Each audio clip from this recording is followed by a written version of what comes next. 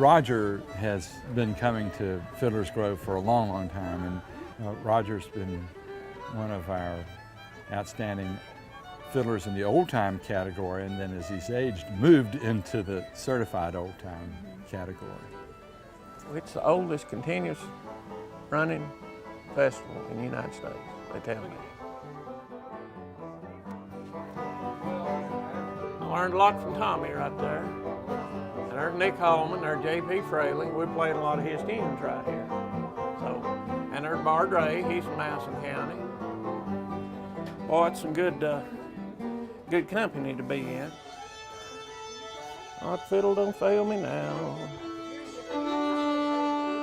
Yeah, I'm Roger Howell from Madison County, up in the Banjo branch section of around Mars Hill in Madison County. I'm 66, working on 67.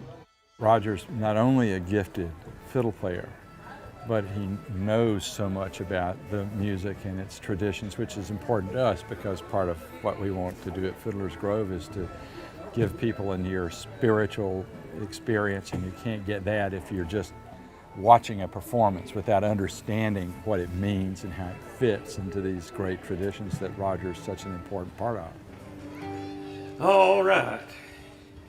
We're going to try a little tune here that a great fiddler from Madison County, Tommy Hunter, used to play this tune, and he got it from his grandfather, James W. Hunter, back in the late 1800s. James used to play this quite a bit, and it's called A Rose for Polly.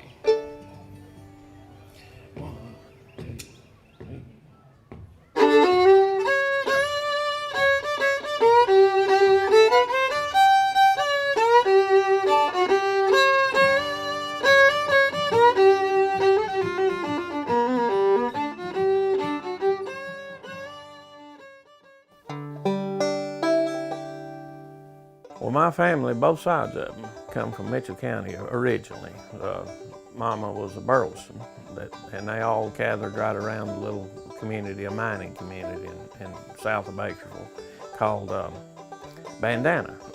Up in the years, both my granddaddies, see, were from out there, and my grandpa Howell, Bob, he moved out here years and years while he was young and just settled in Mars Hill, and that's how we got out here, basically. My dad was a self-educated TV repairman, the old school.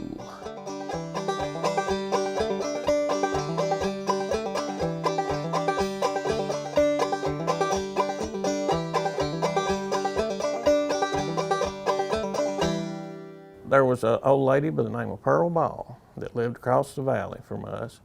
One of the first memories I have of moving to Banjo Branch, we pulled up and the house was semi-finished, and we went in and unpacked some stuff. And first thing I heard a banjo way across the valley over there. She had a house on a hill on the other side of the valley.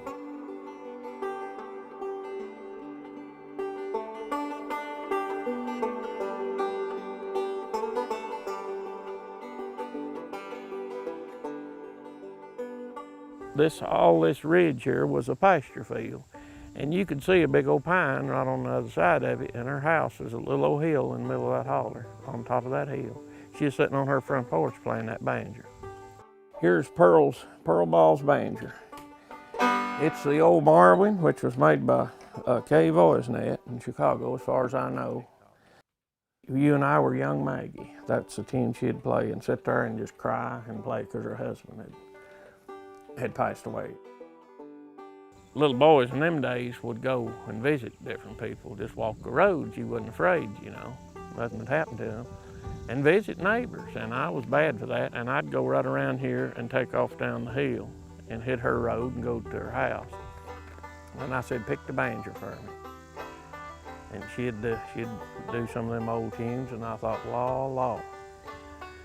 That's a good sound. I'm going to have to learn. I said, there's one thing I'm going to learn in my life is to play the banjo.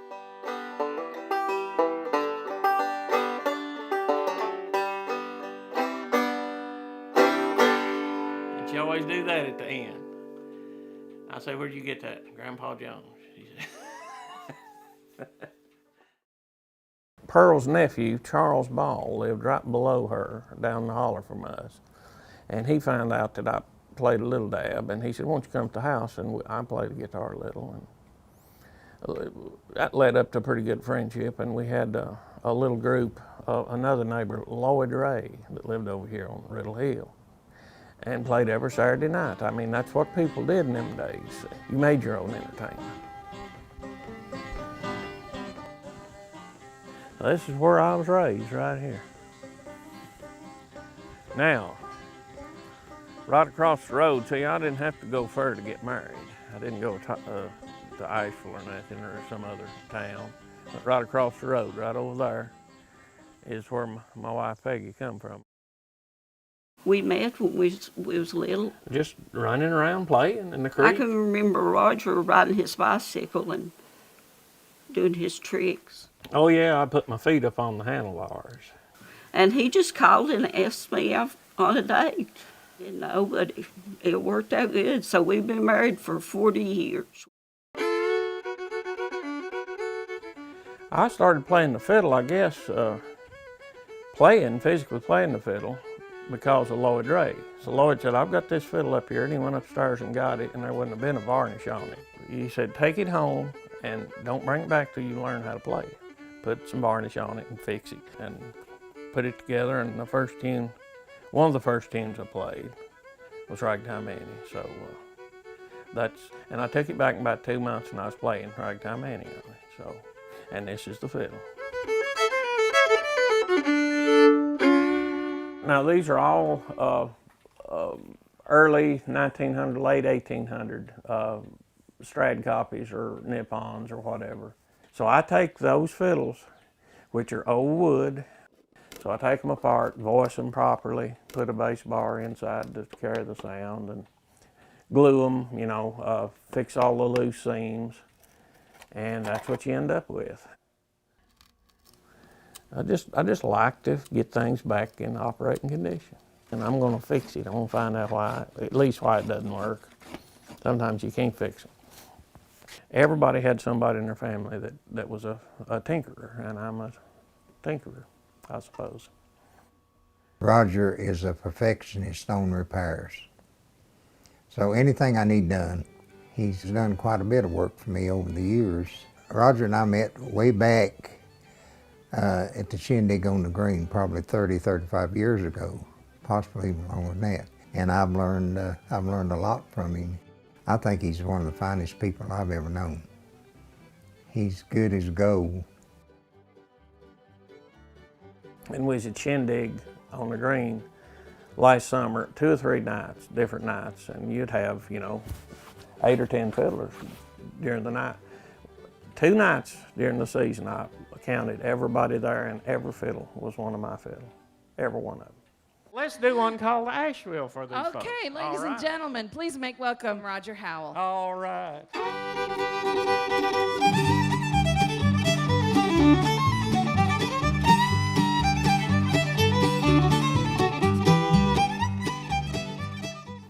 In the late old 60s, one of my best friends in school was Tommy Hunter Jr.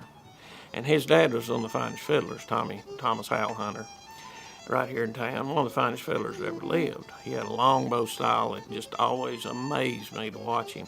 And I got thinking about that, and he was still living at that time, but he was getting kind of sick.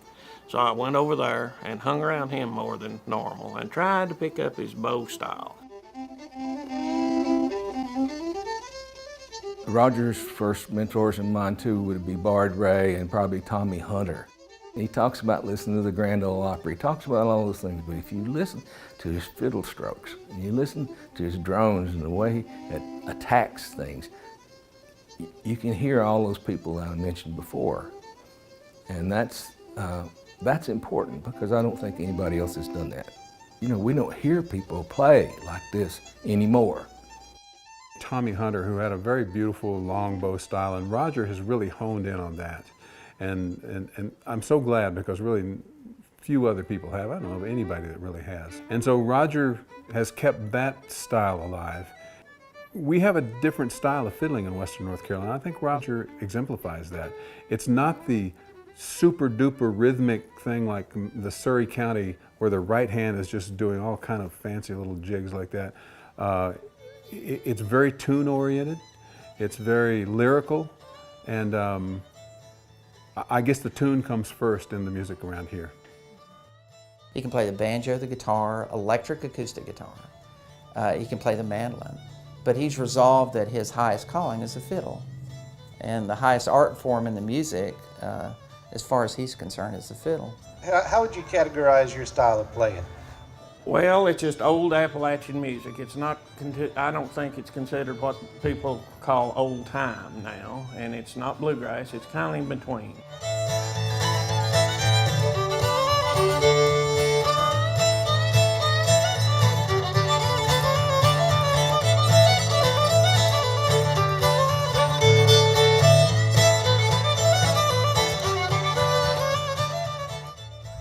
And the fiddler of the festival, the senior certified old time winner, Roger Howell. Give Roger a big hand.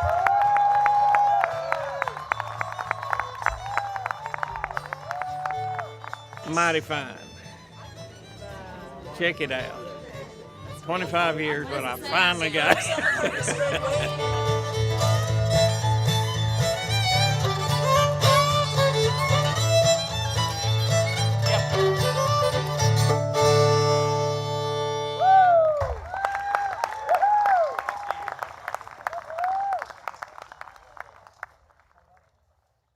Roger impresses me as, you know, he's a traditionalist. He really pays attention to fiddle tunes. He really pays attention to old-time country music. And he loves it, you know, and because he loves it and has a passion for it, it kind of shapes who he is.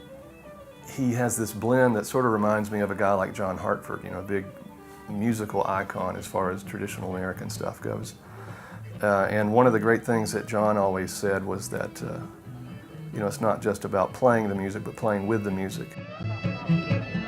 What he's doing to help preserve what was for him, and he's providing, you know, music for people now, and you know, setting up this whole tradition for people that he'll never meet probably, and that's pretty cool. I think Bascom Lunsford did that. You know, it was about the past and now, and setting up something for the future that you know is going to be around. You know, he knows it's bigger than him, and that's a good thing. Well, I first met Mr. Lunsford out at Mars Hill College. I was introduced by a neighbor, Charles Ball, and he was a guard, Charles was at that time. He was there on duty that night when they had the Lunsford Festival. And Mr. Lunsford was a collector of the culture of the mountains, the musical culture. And he was born on the Mars Hill College campus. And I was hanging out kind of behind the stage there. And Charles, he introduced me to Mr. Lunsford and told him that I was a banjo picker. And he was impressed with that. And he said, now you keep that up, that banjo picking. People like to hear that, so that's what they like.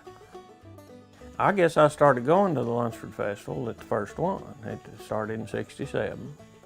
And I went, but I didn't perform. The next year, I had talked my buddy down here, Charles Ball's son, Aaron, and I played the banjo, and we went down the next year and played on stage, and I've been going ever since.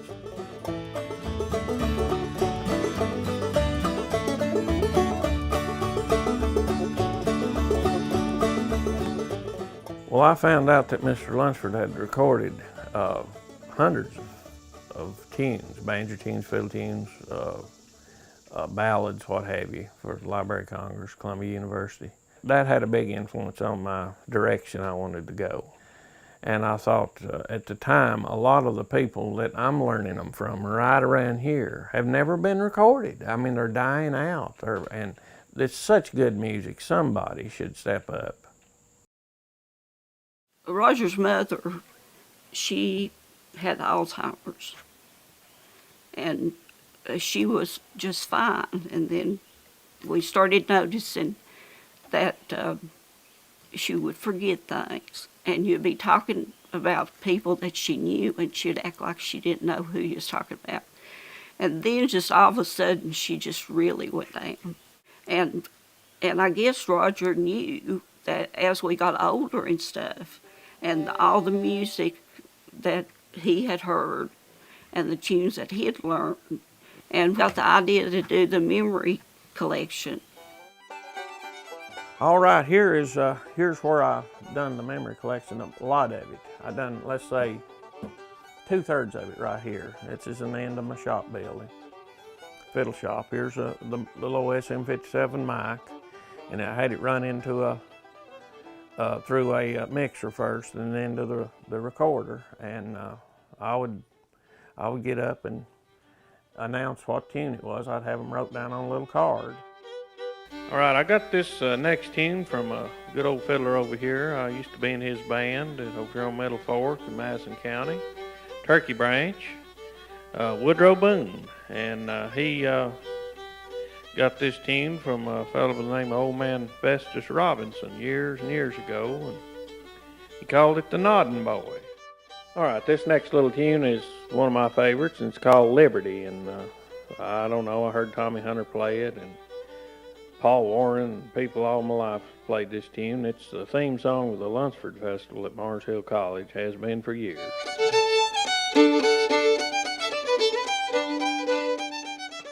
Now here's a strange little tune that I got from a tape given to me by John Hartford. All right, I'm going to end this session today with a tune that I heard my neighbor Pearl Ball play on the banjo when I was just a little feller. She called it Asheville.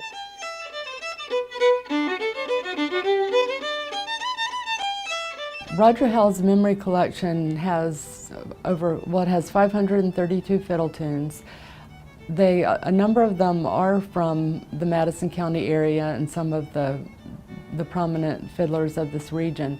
But Roger has a very wide repertoire and wide interests, and he will tell like which songs are from the Ozark Mountains. He has a number of them from there. He has some from, I believe, ancient Ireland. I mean, Roger travels to fiddlers conventions and met other fiddlers, and he's just pulled all those fiddle tunes together. So, you know, hopefully he'll be doing this for the rest of his life, and we'll end up with 1,000 tunes. So any time you wanted to think, well, how did that old North Carolina breakdown go? You could go to that collection and find out. And so that's extremely valuable. When I first finished the memory collection, I took it down to Mars Hill College and gave it to them for the archives, and it's knowing that your work is being appreciated and will be used. His understanding of the generational pass of it, of the vessel concept. So, you know, it goes in and then you pour it out into somebody else's vessel when it's their time to take it over. And he understands it like a folklorist, and he can verbalize it and talk about it in a way that is unique. And I just think that above his pure fiddle playing is what really distinguishes Roger.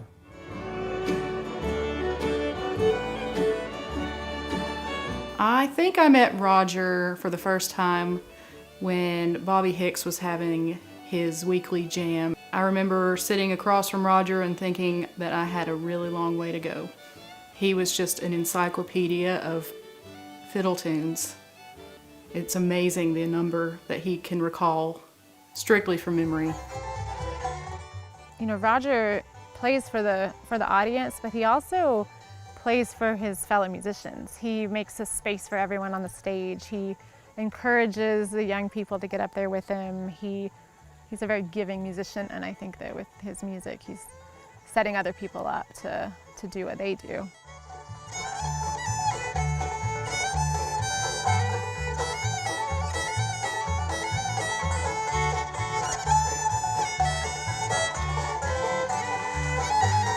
There you go, boy. I noticed early on that Roger set himself apart in the way he performed.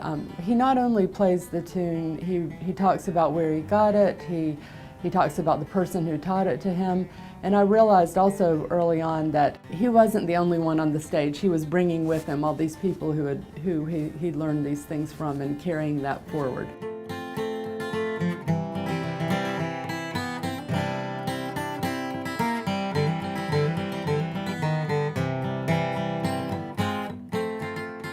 I can hear Lloyd Ray playing that, and I'll have to go out of my way not to put a mistake that he made at a certain place, because I want to put it to replicate that time to be back there, because it was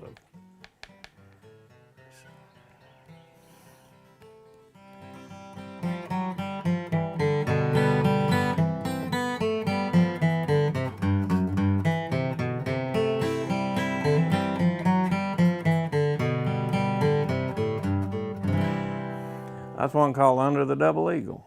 And you never hear it no more, but always they used to play that over at that dance hall over there and all these little private get-togethers. That was on top of the list a lot of times. Never hear it anymore.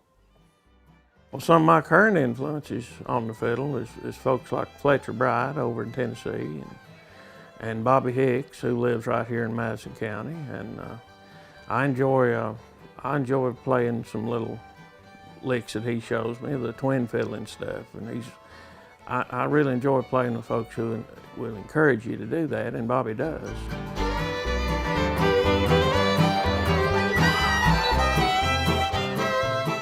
In my opinion, he's the best old-time player around here. He and I play some twin fiddles together at the jam. I really enjoy being around Roger. He's a good friend, has been since I met him.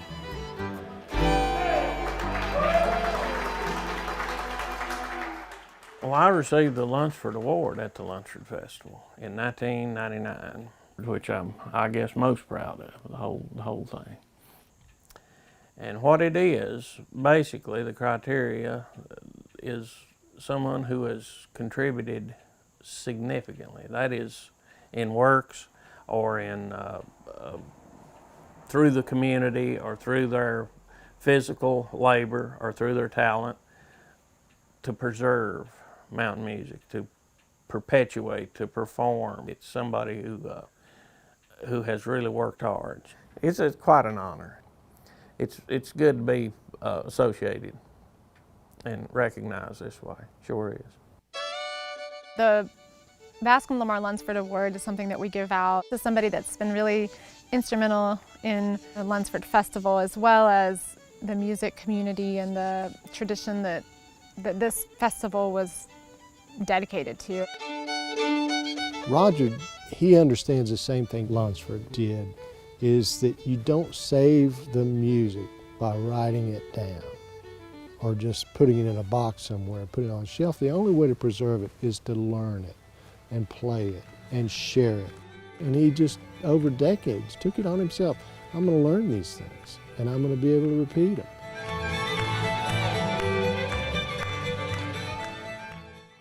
There's not many people who are really keeping these traditions alive. I think a lot of people, especially people who are not from this area, who are big fans of his music, I think it to them represents roots.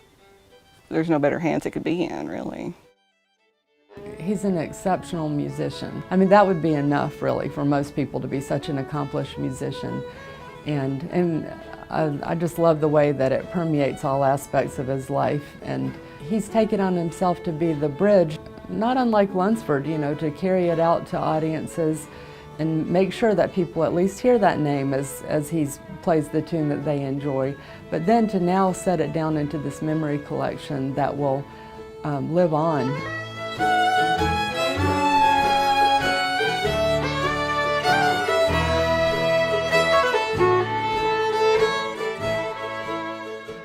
Nothing stays the same. It's change, you know. That's the only thing that stays the same.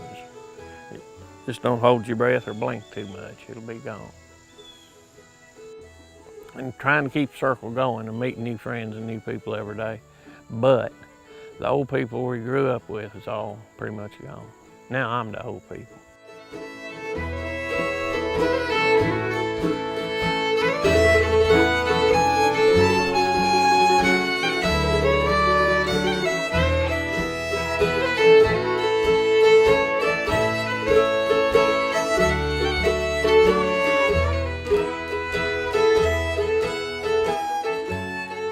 Well, the fiddles I play, the ones I regularly play, I keep these little red ribbons hanging on them, hang down there when I play, and people's ask me, why do you have them red ribbons on there?